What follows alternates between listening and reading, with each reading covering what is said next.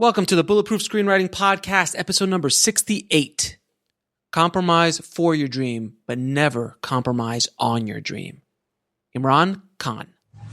Broadcasting from a dark, windowless room in Hollywood when we really should be working on that next draft. It's the Bulletproof Screenwriting Podcast, showing you the craft and business of screenwriting while teaching you how to make your screenplay bulletproof. And here's your host, Alex Ferrari. Welcome to another episode of the Bulletproof Screenwriting Podcast. I am your humble and quarantined host, Alex Ferrari. Now, today's show is sponsored by Bulletproof Script Coverage. Now, unlike other script coverage services, Bulletproof Script Coverage actually focuses on the kind of project you are and the goals of the project you are. So we actually break it down by three categories: micro budget, indie film market, and studio film. There's no reason to get coverage from a reader that's used to reading tentpole movies when your movie is going to be done for $100,000. And we wanted to focus on that at Bulletproof Script Coverage.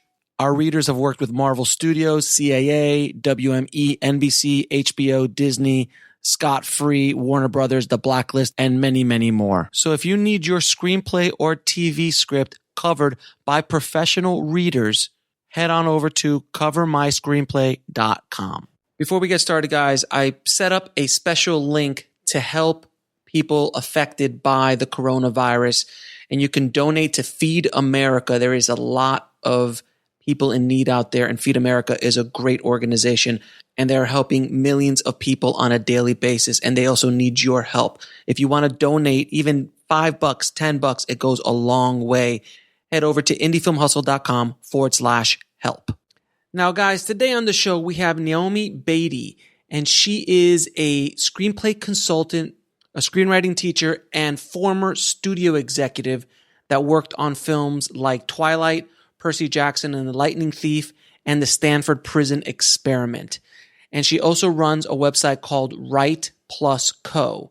And she works with screenwriters on helping them get from idea to final product, helps them look at things from a studio's perspective, and helps them avoid a lot of the mistakes, these first-time mistakes, and mistakes in general that she sees and has seen after reading thousands and thousands of screenplays over the course of her career.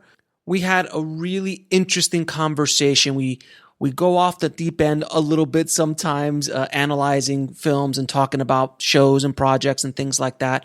But we get into the details about how to avoid some of these mistakes, as well as what a studio is looking for and how to better prep your project to be noticed by the studio. So without any further ado, please enjoy my conversation with Naomi Beaty. I'd like to welcome to the show Naomi Beaty. How are you?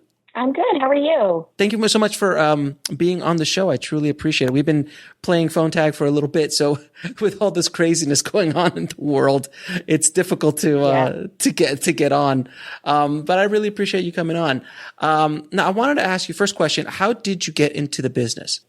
Well, I moved to LA with a hope and a dream. Stop it. Yeah. And basically, a week later, I was working as an assistant to a producer manager. That was the first person I worked for in LA, and really just started learning about the business through that job. I really had I knew that movies were made somehow. I had no idea how they were made or who made them. Mm-hmm.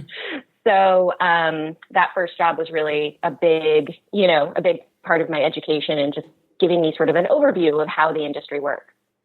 And you work a lot with screenwriters, obviously. I do. Yeah, I work with screenwriters every day. Now, how did you get into that side of the business? Well, so after working for that producer manager, I went to work in development at another production company, and so got to sort of really see the nuts and bolts of what happens in development. And then after that, I went to work for Blake Snyder he was working on his second book. Mm-hmm. And so he asked me to come help him, work on that book. And after that, I feel like people just started sort of approaching me and asking me to give them notes on their scripts. And then it became what I did full time. So very nice. And how was it working with Blake?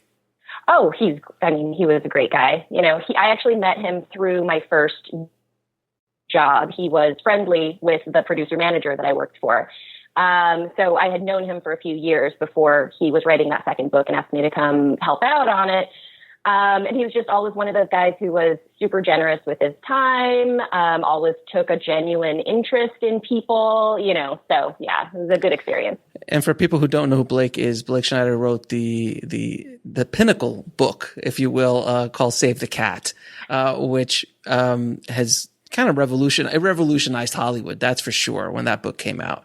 And so many people, because I think he was the first one to kind of really simplify structure in a way that no one had before. Is that fair to say?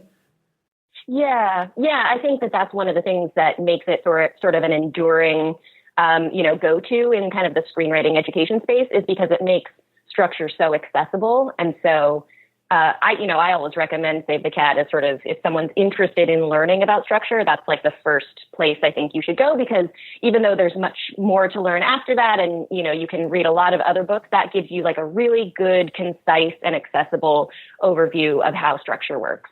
Now, when you've read a few screenplays in your day, I'm assuming. A few, yeah. So what is the biggest mistake you see in either seasoned scripts or fresh new writer scripts?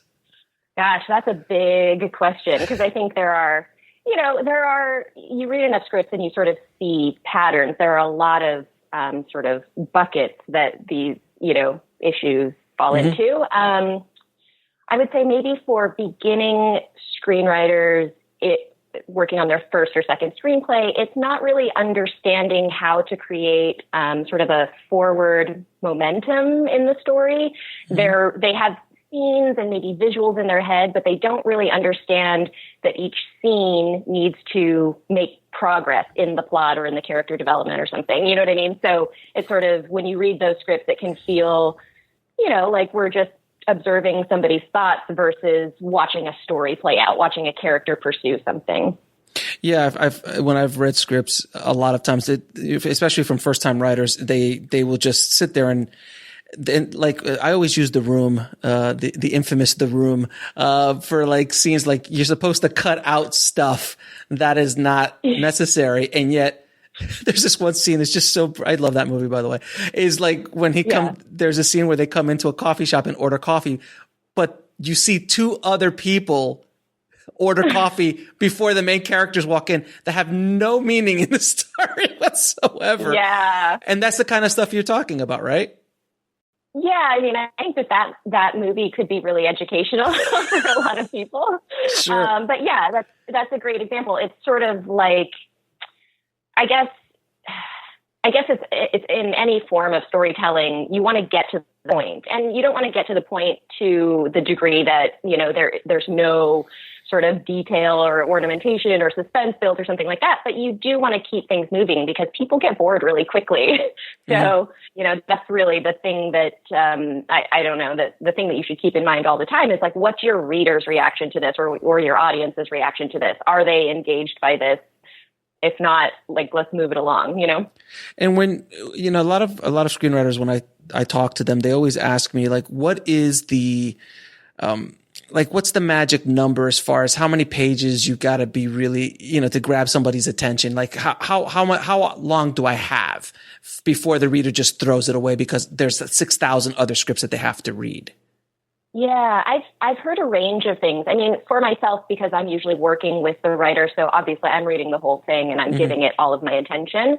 But, if you are submitting a script to someone who doesn't sort of have that obligation to you, right, and they're reading it to see what's in it for them, I mean, I've heard people say they can tell within the first couple of pages whether they want to keep reading. And I think it is true. Like the point of every page is to make you want to turn the page and read the next one, right? So each page does have to be engaging. But I think if I'm just reading a script for fun, which hardly ever happens anymore, but if I am, I mean, just for pleasure, I really notice it if something isn't happening within the first 15 pages. If it doesn't feel like I know that the story has started and I have a sense of kind of what we're dealing with and where it's going, I'm sort of like, I don't have any more time to spend on this, And Well, okay. So when you're reading these scripts, the description, dialogue, obviously are very important. Can you please explain to the audience the importance of the white page and how keeping it as white as possible? Because that was when I was first writing, and writing my first scripts, I thought it was a novel. And I wrote so much description and so much detail. It was just like, I was so happy with myself because I was writing all this beautiful, colorful 75-cent words even. Oh, it was great. Yeah, and I bet every word of that description was poetry. Poetry. It was. I don't know why Hollywood never just understood my genius. I just don't understand it. Well, I will say, so white space on the page is important. I mean, a lot of people talk about, not wanting to look at the first page of a script and see a wall of black, right? Because it sort of makes your heart sink if you're like, oh, this is what I'm going to be reading. Cool. Okay. Like you want it to feel sort of breezy and like there's movement, and white space helps you give that feeling, right? It makes the read faster, which is something that you should be striving for anyway, right? It sort of helps our eye travel down the page if it's not just a block of black and it's, you're sort of like, your eye is moving across the lines in a way that is swift and sort of carries us and adds momentum to the story. So all those reasons, I think it's important to think about white space. And really, the more text you put on the page, the more information you're giving your reader to process, and that both slows down the read, just sort of the logistics of reading it slows you down, but then it also it makes it hard for the reader to sort of key in on the important aspects of what you're telling us, right? If you're telling us lots of stuff, we're like, okay, who am I supposed to be paying attention to? Which actions are the most important? Which reactions are the most important? So for that reason, sort of cutting away the things that are less important is helpful to the reader because you're focusing our mind's eye on what really does matter in the story. Yeah, I mean, when I write books, I feel so much more free because I could just write and write and write, and I don't have to worry about this kind of like economy of words. But screenwriting is such a specific skill that you need to be able to get the point across well written. Like you said, breezy is a great word. Breezy. Like I love reading Shane Black's scripts, especially the stuff he did back in the 80s and the 90s. I mean, his descriptions were they were poetry, but they're one or two lines. It was great. That's a talent to be able to describe things so concisely, but evocatively. I mean, that is, like you said, that really is poetry. So. Yeah. And then Sorkin and Tarantino for dialogue. Like you read their dialogue and it's just so crispy and it just pops. Yeah, it's great. And with Sorkin, you don't even mind that his first draft is 140 pages or whatever, because it's so much fun. It's so fun to read, The walk, what is it? The walk and talk? That's his thing is the walk and talk. He does the walk and talk very, very well. Now dialogue is one area of screenwriting that, there's so many areas of screenwriting people have difficulty with, but dialogue is one of them because people will write the dreaded on the nose dialogue, which I definitely did a lot of that. I remember my first coverage on some of my first screenplays and the reader was like on the nose and I'm like, what? And I didn't even know what on the nose meant. Yeah. And I had to look it up. I was like, wow. Okay. So can you explain on the nose dialogue? Can you explain little tips and tricks of how to get away from on the nose dialogue? Because I think it is a kind of a curse or a cancer on the screenwriting space, if I'm not mistaken. Well, yeah, I mean, I think that, good dialogue is sort of like pornography, right? It's like, it when you see it. But, you can't explain. Yeah, is it? Is it not? Yeah, I got it. Also, it is hard to tell someone, okay, this is bad dialogue, so this is how to make it better, because there are so many sort of elements that go into making dialogue good, like what we would call good, right? That sort of, it gets the story point across that you need it to. So it's like action in words, right? And then also that brings out the character. It sort of conveys character in the choice of words and all that stuff. So I think it's very hard to sort of talk about improving dialogue. But since you asked about on the nose dialogue, I would say on the nose dialogue is dialogue that states outright exactly what the character is thinking, and or exactly what they're requesting, exactly what they're asking for. And so reading conversations that are very on the nose can often feel really boring because it's boring. Listening. It's like listening to the like boring married couple in the next booth over and their conversation. And you're like, wow, there is no flirtation here. There's no you know what I mean? Like usually if you see people on a first date, there's a lot of subtext, right? Because they're sort of like doing the seduction thing without saying it because they're on a first date. They don't know each other that well. But if you listen to an old married couple, you're like, wow, they're just coming right out with whatever is on their mind and whatever they want the other person to do or say or think, So I've digressed. But I think that on the nose dialogue, I think of it as just coming right out and saying exactly what's on the character's mind. So yeah, I would agree with you. Going back to my wife and I's first date and how we talk now is completely different than then, because now it's just like, look, man, this is just the way it is. And, right. and there is something to be said. That's why I think it was, Rhonda Sykes who says, as you get older, you give less of a crap about anything. That's why when you're 80, the guy will walk out in his underwear with his robe on and his socks in public, and he just doesn't care, and he'll say whatever he wants to say because he's just given it up, right. without question. Well, I think to go back to like sort of the first date versus like married couple conversations, right? I'm certainly not putting down the conversations of married couples because I think by the time you've been together for a lot of years, correct, you figure out that you have to ask for exactly what you want, right? Because otherwise he's not going to take out the garbage or she's not going to like find your shirt for you or whatever it is. So you figure out that you have to sort of come right out and that person's not going to mind that you're coming right out and asking for what you want, right? But on the first date, those two people are still trying to figure out what they can ask for and how they can get what they want from the other person. And so it's much more of a game, right? So, that might be a terrible, like, metaphor. No, it makes all the sense in the world because the only time my wife and I have any issues is when she wants me to read her mind. So if I was just like, didn't you understand what I was saying? I'm like, why didn't you just tell me you wanted to do that? I would have been more than happy to do that. Because men are very simple creatures. They're just very blunt. We're blunt objects. We're blunt objects. This should be dialogue in a script right now. This is going back and forth between us.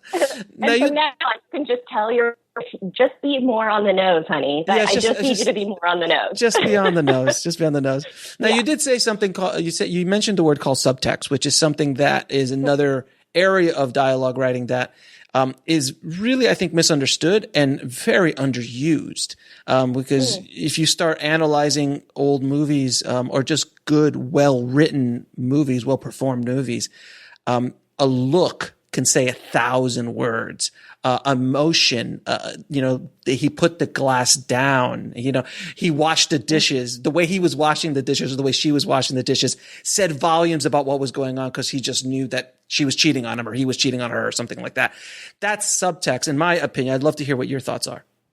Yeah, I mean, I guess maybe the simplest way for me to think about subtext is sort of what's really going on in the scene beyond just what the characters are sort of telling us with their words or their dialogue, right? Mm-hmm. Or even their simple actions. So it's what is this scene really about versus what are each of the characters pretending that it's about, So that's kind of like the general way, I guess, I would think about subtext. But subtext also has a lot to do. I mean, it has a ton to do with, the characters' motivations and them trying to get what they really want without being too obvious about it and all that stuff. But it also has a ton to do with theme, right? And what the story is about kind of in the big picture.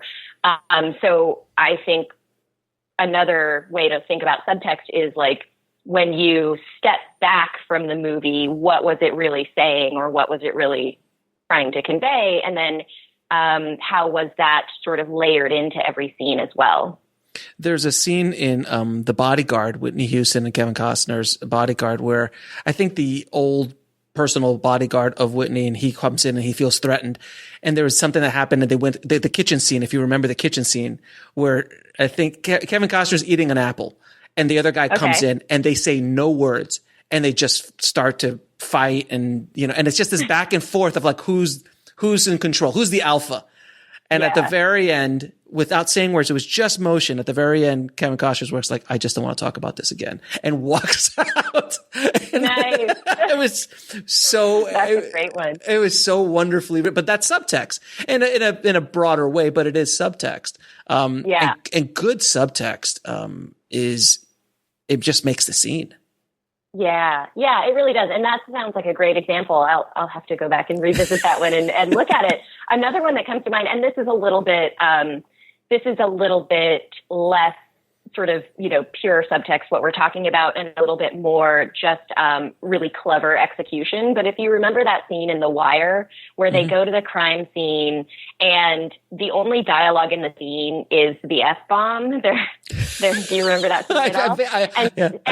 They're solving the crime as they're looking around this crime scene, but the only word they use. I remember it. And so if you watch that, you're like, I know exactly what's going on in their heads. I know exactly what they're saying, even though it's only one word, It was, I remember that scene. It was in the kitchen. It was in the kitchen. And they were kind of going back and forth. It was just like F-bomb, F-bomb, F-bomb, F-bomb all over the place. Yeah. And I remember even turning to my wife, I was like, that was a really amazing scene. Yeah. Cause they said, cut. Oh, I was going to say, and again, that's a little bit less like the kind of subtext that we're talking about, and a little bit more just like really clever execution and great performance. But it does, like if you watch it, it does still give you an idea of what can be done, what can be said without saying it directly, Can you give any tips on subtext? Because I think it's just a part of dialogue writing that is not talked about enough, and it's so powerful. If you can nail it, it's so like that scene, those two scenes I just said that we just talked about. Yeah, well, I think probably the place to start is by understanding what your characters are really doing in the scene, and then finding a way to. So it's sort of, I think a lot of times writers come at a scene thinking that they know what each character wants, and then they just start writing the scene out without really thinking about how to construct the scene in maybe the most interesting way or unexpected way, right? And I think if you start back there and think about what do each of my characters really want, and why can't they just come right out and say it, right? Then think about like, what might they do to try to get that, since they can't come out and say it? Might they, come into the scene acting angry when they're not really angry, and start, pick a fight about something else because they're really trying to get her to, I don't know, admit she's mad about this other thing or whatever it is, right? It's like figure out what that subtext is, what's really going on kind of underneath what they're going to do or what they're going to say. And then if you know that, then you can sort of build the scene on top of that so that they're going after those hidden wants, if that makes sense. Now, what makes a good protagonist? Oh, that's a big question too. I think it's somebody that we want to watch, right? Like they have to be compelling to us in some way, and that can happen in a lot of different ways. They can be really sympathetic. They can be the underdog. They can be somebody who's really good at what they do, so that we're just fascinated by watching them do their thing. John Wick comes to mind, right? They can be somebody who's really funny. I think that they just have to be compelling to us in some way. And there's a lot of different ways to achieve that. And, a lot of, there's a lot of been talk about the hero's journey, and it is a staple of all stories in one way, shape, or form.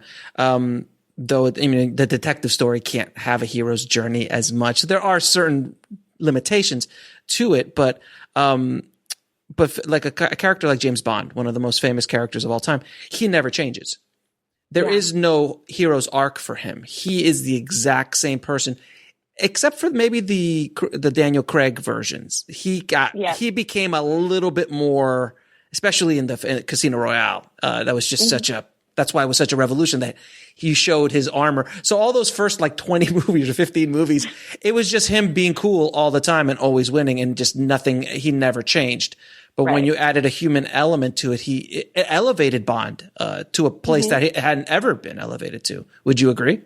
Oh, yeah, I do agree. And I think if I am not so well versed in James Bond. I haven't seen all the movies or anything, but my dad was a huge James Bond fan. And I remember that cool character that you're describing, like that was really the entertainment hook that people were sort of interested in for that movie. And I think just by the time, the Daniel Craig ones came around, it's sort of like there's so much more competition in that space, right? Like the storytelling just had to be a little bit different. It had to hit sort of different appeals in order for people to have the same kind of like fervor for it, Yeah, I mean, well, there's also, I think when Sean Connery was doing James Bond, there wasn't Iron Man or Thor or the Avengers, and this is like an obscene amount of competition in the heroic space.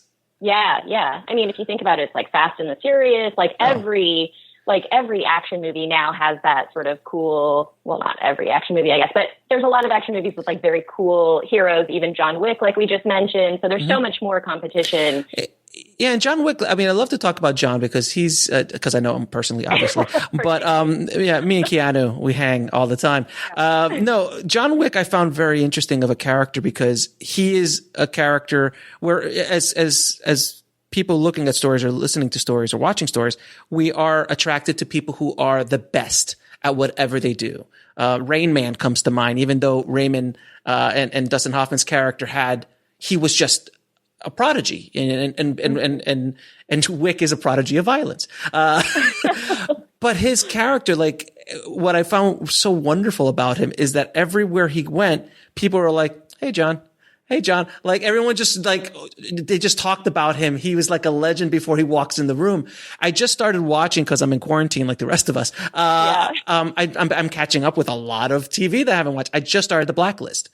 And I had never watched The Blacklist before. And James Spader's character has John Wick aspects to him. I don't know if you've ever watched that show or not. Interesting. I've seen a couple of episodes, but go on. Tell me more about this. Because I think James Spader he's just all the bad guys know who he is. Like he walks up to him like, "Oh yeah, you remember that time in Paris? Remember that time?" And he has so much power and influence outside of himself that the world explains that to us. And makes his character and he's also extremely confident. He's always 15 steps ahead of the FBI. He's always 15 steps ahead of everybody. He's so good at what he does. And he's a bad guy, arguably. He is not a villain, but he's not a good guy. He does bad things, and he has done bad things for 20 odd years. So his character's so wonderfully rich in that way. Same thing with Hannibal Lecter. I mean, you're rooting for a cannibal, a serial killing cannibal. That is brilliant writing, is brilliant performance. It's brilliant direction. It's a combination of all of that. Cause, without Anthony Hopkins, I don't know if Hannibal pops off, if the wrong actor in that space and it's gone. And without Jodie Foster as, the other side, cause you need the other side of the coin or else it doesn't work. Right. Yeah. Well, I mean, Silence of the Lambs is one of my favorites, and obviously like a classic, iconic film. But I think something that you just said is actually a really good sort of trick to pass on to people, which is, don't forget about the reactions to your character, because that can tell you so much about who the person is, not just their actions coming into the scene, but how are all the other characters, how's the world around that character treating them? Because that says a lot, right? I mean, it makes so much sense. Yeah, Wick doesn't have to say a word. He never says a word. He never says a word about how good he is, ever. Right. He's a man of action, and everybody around him explains to the audience who the hell John. When you see the most powerful drug lord or bad guy shake at the mention of the guy's name, you're like, oh man. And then Keanu just, he's Keanu. Like it's just amazing. It's the Keanu Renaissance, as they call it now. It's just like everyone's finally coming back to like, Keanu's really cool. Yeah, no kidding. Like that really is sort of like the new James Bond, right? You know what I mean? He's so cool, and like I'm not saying that John Wick is a perfect movie, but no. I forgive it anything that I would normally disagree with movie just because it's so much fun to watch and he's so great. So, yeah. And never underestimate fun.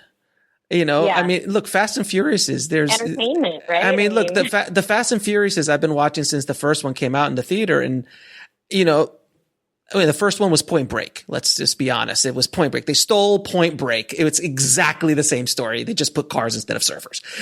It's literally a complete ripoff. I have no idea how they got away with that, but they did. But you know what makes the first Fast and the Furious so good, though, and I will argue this point too, is that it's all about family. So they really that's all they ever say. Really, I know they really build that into the story, though, in a way that I'm like, I can get behind this. This means something to these people, So, and that's honestly the thing that's held the whole franchise together. Honestly, it's they went from car racers to basically James Bond. They basically have become James Bond with cars now. And now Hobbs and Shaw and all the other spin-offs. It's amazing to see how that movie's going. And I was talking to my wife about it the other day, and we're like, when you see we just know what you're going to get when you watch a Fast and Furious. It's very, you just know the kind of story you're going to get, the kind of movie you're going to get. Same thing with the Mission Impossibles. I was watching a great video essay in regards to Ethan Hunt. Tom Cruise's character. And how many, he said 6 of them now? 6 of them? I think he was working on numbers. I think he was on 6 and he was working on 7 before they shut it down in Italy. We don't really know a lot about Ethan Hunt. There's no information after all these movies. There's very little we kind of really know about him. It's interesting. Right. Yeah. We know more about Wick. We know more about Wick than we know about Ethan Hunt. That's true. And I think that it still works for people. They do manage to sort of bring in just enough about him when we need it in order to kind of build in that emotion or the emotional stakes of the story or whatever. But you're right. They don't go into, and we don't need to know a ton about, we don't need to know how many brothers and sisters he has or, what city he grew up in or any of that. So it's not about family. It's not about family. No. It's not about family at all. Now, so you've been bumping around Hollywood for a little bit. Can you explain a little bit about the power of the logline and how important that is to screenwriters trying to get their scripts seen? Because a lot of times the logline will pretty much be the first entry point, and if the logline doesn't work, they're not going to read the script. Is that fair to say? Yeah. I think in a lot of cases, yes, because especially if you're, sending a query letter, query email, or whatever. What is this letter you speak of? I'm showing my age there, but no. But I think if you are querying someone, that log line is important because you're sort of cold calling them. You're coming out of nowhere and saying, I have this thing that I think you might be interested in. And you're basically hopefully giving them one sentence that will entice them to ask for the script, right? So in that way, it can be very important.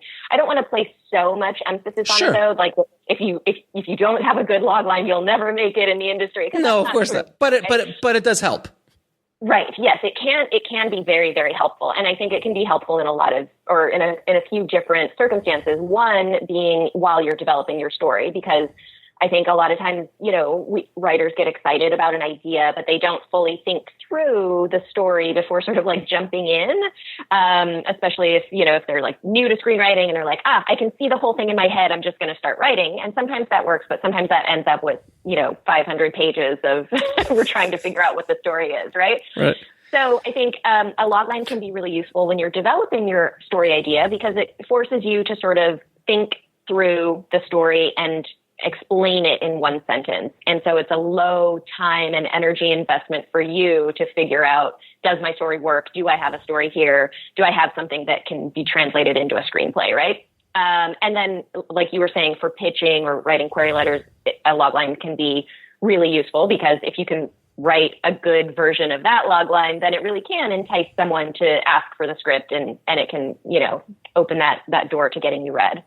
And also, I found that if you're not able to write what your story is about in 2 sentences or 3 at the most, you're probably going to have a difficult time getting anyone not only to read it, but if you can't say it, they're not going to probably get it within, that quick of a thing. And talking about high concept and so on, especially if you're going into Hollywood, you need those kind of generalized, like, a shark terrorizes a New England town during the summer, whatever it was, summer break or July 4th. And then 3 guys go and try to kill it. I mean, that's pretty, dinosaurs are alive on an island. I mean, it's right. Well, I think, and what writing a log line when you're developing your idea, what that forces you to do is to sort of set down your story in concrete terms and make sure that because you're writing a movie, right? So you have to be able to write it in a way that we're going to, it's externalized, it's dramatized. We're going to see it play out visually in front of us.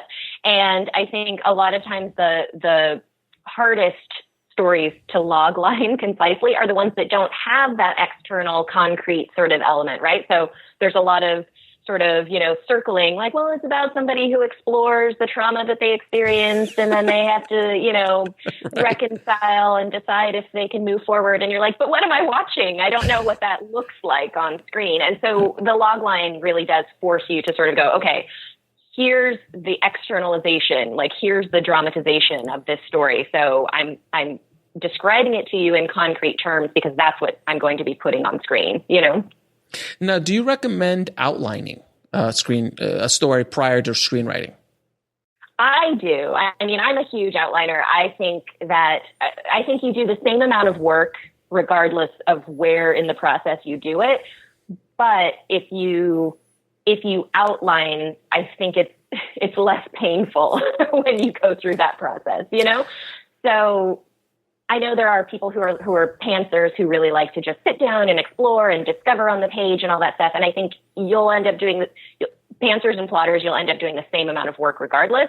But I think it's at least for me, it makes more sense to sort of do that heavy lifting up front. Think through your choices before writing 100 pages about them, and then that way it's a little bit easier and quicker to pivot. If you find that, that direction's not going to work, I can sort of restructure this or, rethink it or whatever. I can do that in the outline versus once I've written all of my darlings onto the page and I'm loath to cut any of them, Well, that brings us to another topic that a lot of writers get all bent out of shape about this. I think newbie writers mostly is structure. They feel that structure is going to hold me back. I need to be freewheeling. I don't need structure. If not, where it's homogenizing the process. I need to all this stuff. And I always explain it as like, if you're going to build a house, you need a foundation and you need a frame. You can build a house however you want, but at the end of the day, it still needs a concrete slab. It still needs walls. It still needs a door and a window. Now, you could put those wherever the hell you want. But at the end of the day, you're going to still need a roof. It could be a cool, weird roof, but it's going to need a roof. And that's what I found structure to be. So I find it freeing to have structure because I can build my house and then I can go in and decorate however I want, or even construct it however I want, as opposed to just going, there's a bunch of wood over there. There's some nails over there. Go at it. Right. Throw something together. Yeah, no, I totally agree. I think of structure as really being good storytelling, right? Because structure is the way you put the story together in order to engage the audience and keep them engaged and get them emotionally invested and then pay it off in a satisfying way. That's really what you're doing by structuring your story, especially like, the 3 acts, right? We talk about 3-act structure a lot, and that's you're giving us context, and then you're escalating the conflict that you've set up, and then you're, resolving that conflict hopefully in a satisfying way. So that's really all structure is good storytelling. And would you agree that most scenes, or actually all scenes, should have a beginning, middle, and end? It should have 3 acts. There's something, it starts, beginning, and it ends, and keeps everything kind of moving along. Yeah, I do agree with that. Although I think that if you look at movies that really sort of like keep you on the edge of your seat, as you get farther into the movie, you need less of that first act in each scene, right? Because we're building on the context of the entire movie, so you have less setup to establish. Not always, but a lot of times that happens. It's sort of like scenes sort of feel like they move faster towards the back end, you know? Sure, because we already know who the characters are. We already know the locations. Right. We know the stakes, all that kind of stuff, so we can move things along a little faster. Coming into the scene, we already know who wants what and like what they've been trying to achieve the whole time, so there's less of that setup. So, yeah. So I wanted to kind of just, since I have you here today, and there's a lot of stuff going on in the world, there's two shows. I'm not sure if you've seen them, and I hope you've seen one of the two so we can discuss it, because I think it's a wonderful opportunity to talk about story. Okay. Mandalorian. Did you see Mandalorian? No. Have you? Sorry. Have you? And did you happen to watch? And you might have not had a chance to yet. Tiger King. I haven't, but I have heard so much about it, and I was actually already familiar with who's the blonde guy? You mean Joe Exotic? Joe Exotic, yeah.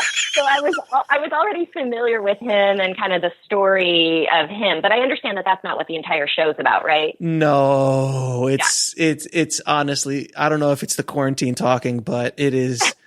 I put the trailer on for my wife. My wife's like, no, we're not watching that. I'm like, okay, well, I'm going to watch this because I have to watch this. And I started watching and she would do something in the background, and slowly but surely when something happened, she's like, so what happened there? So what's going on there? It is such an amazing story. And I know it's a documentary. It's a documentary series, but the storytelling in that it's just brilliant. It's like when you think nothing crazier could happen, they leave you with something else that has happened. Oh, and now there's a drug lord, and now there's this, and now there's that. And you're just like, how is this real? Like if I would have written that, you would have written that, no one would have believed. It's just like, oh, come on. This is crazy. Did you happen to watch the series, also a Netflix docuseries called, and I won't swear on your show, but Don't F with Cats? I heard about it. I didn't watch it. I heard about it. I saw it. It seems fascinating, but at the time there's too many other things in my queue. But yes. This is exactly why I haven't seen the Tiger King yet. Yeah. But I will say it sounds similar to what you're describing, and maybe Netflix has just nailed kind of the formula for docuseries. Oh yeah. Well, for docuseries, and I was going to say for cliffhangers, you know what I mean? Because that show, each episode, and I can't remember how many episodes there were. It was only like, I want to say maybe 4 or 5, something like that. So it was a short series, but every episode, like you thought you knew where it was going. And then the episode at the end, you would be like, oh, that's what's happening now. Oh my God, and then you'd have to watch the next episode because you're like, I have to see how that story turned, where that's going to go now. It was amazing. The Duplass brothers did that docuseries. Oh God, what was it? The one about the cult leader in the in like the mountains of Utah, and it was like in the 70s, and they built like this. It was like this guy, he had like 75 Rolls Royces or something like that. Wonderful. Yeah. Well. Wild Country. Wild Country. Yeah. Yes. Oh, did you see that? I did. I'm actually from Oregon, and that took place in Oregon. And so I was like, I have to watch this. And I thought that was it was an amazing series, right? I also thought it was really interesting, just if you're thinking about like character and get it, sort of how do you get your audience on the side of your character? Nobody could have known this, but coming into the series, because I'm from Oregon, I immediately was sort of on the side of the people who owned the land around it. And I don't think that's where I was supposed to be. Like, they wanted you on the side of the Rajneeshis and being like, right, yeah. They're just like free love, hippie type people who just want a place to live and all this stuff. And I was like, no, that seems wrong, because those Oregonians, they really need their land, And then it twists. And then it twists towards, as the show goes on, it just twists. And again, whether it's documentary or narrative, story. And if it happened in real life, it's just how that story, and those documentarians are, amazing storytellers. They're just weaving the tale so beautifully. You just have to stop everything you're doing and watch Tiger King. It's arguably one of the greater things that's happened in 2020, and that's a low bar to jump off of right now. Yeah. But it is God. I just was watching. I binged it. I just like, I can't I can't believe this. Well, think about the timing of the release of that. Because, I mean, everyone is at home right now watching Netflix. And then all of a sudden you're like, what is this Tiger King thing? And all of it. No, I want to have somebody on the show where we can have a deep dive conversation on the Tiger King and the story elements of it and how it was. Oh, there's like online, I think it was Ed Norton and Dax Shepard are fighting to play Joe Exotic. You're kidding. Oh, no, there's already casting involved for the movie. Oh no, I mean every actor in Hollywood wants to play all the parts. Like hilarious. Even the smallest, zookeeper, like they want him because they were all such a tapestry of characters that I'm just in awe of it. But anyway, we went off a little bit. But I feel that it was important to talk about those things. Yeah. It's all story, though. It's all story. And I'm going to ask you a few questions I ask all of my guests. Sure. What advice would you give a screenwriter wanting to break into the business today? I think the best advice anyone can give if you want to be a screenwriter is to write things. And Shocking. I know it's groundbreaking. I'm sure no one's ever said that before. But I do think that is one of the things that really can separate people who are going to manage to build a career and those who aren't. Even before I started working with writers in sort of a professional capacity, I had a lot of friends who were writers, right? And even seeing among them, the ones who sort of got really fixated on their one script that they thought was going to be the thing that built their career, and the ones who wrote a script, learned something from it, wrote another script, you know what I mean? And so they sort of grew their skills at a faster rate than the friends who had one like lottery ticket script that they were sure was going to be it. And so I think the best advice really, if you want to be a screenwriter, is to write and as an addendum to that, to finish things. Because I think you learn more from finishing one script than starting 10 and not finishing those 10, Yes. So, sometimes you do have to like sort of cut it if you're realizing, okay, I started the script, I didn't think it through, it's not really going anywhere, but don't make that your default, habit. I think you really do learn more from finishing a script and figuring out like, okay, what could I have done differently? Why isn't this working like I thought it would or as I wanted it to, Can you please let everybody know the difference between a professional writer and a hobbyist? Because my definition of the hobbyist is exactly what you just said. Started 10 scripts or has been on one for 5 years. And then there's a professional writer who has 10 scripts. Yeah, totally. No, I think even if you haven't been paid for it yet, you're setting yourself up for good habits and more success if you know how to finish, if you know how to complete a script and learn something from it, right? I also think the one thing that I think really separates professionals or people who become professionals is the ability to rewrite, because that is a skill set all its own. And, there are a ton of people who can write a first draft, but who don't really know. And it's not just about taking notes, although that's part of it, but it's understanding what's not working and then understanding how to go in and fix it. And I think that's a whole skill set that really doesn't get enough attention, That would be the script doctors of the world. Yeah, those people who are really able to kind of like see the big picture and then also understand what changes need to be made. Because it's, I think a lot of times writers want rewriting to effectively be like fixing some dialogue here and there.